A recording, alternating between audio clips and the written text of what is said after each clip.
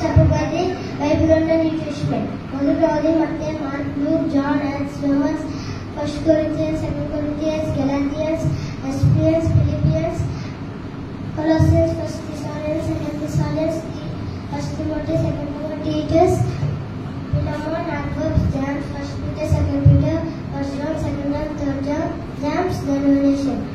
బైబిల్లోని మొత్తం పుస్తకాలు 66, బైబిల్లోని మొత్తం అధ్యాయాలు 1189, బైబిల్లోని మొత్తం వచనాలు 31,102, బైబిల్లోని మొత్తం పదాలు 7,83,137, బైబిల్లోని మొత్తం అక్షరాలు 3,05,66,480, బైబిల్లోని అన్నిటికంటే పెద్ద అధ్యాయం కీర్తనలు 119, బైబిల్లోని అన్నిటికంటే చిన్న అధ్యాయం కీర్తనలు 117, బైబిల్లోని అన్నిటికంటే పెద్ద పేరు యెషయా 8వ అధ్యాయం 1వ వచనం. బైబిల్లోని మరియా అనే పదం 46,000, మరియు అనే పదం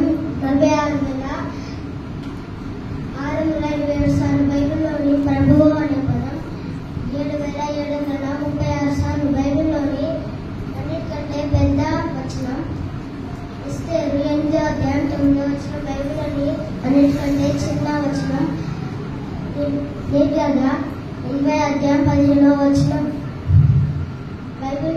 బైబిల్ని పూర్తి చేయడానికి 15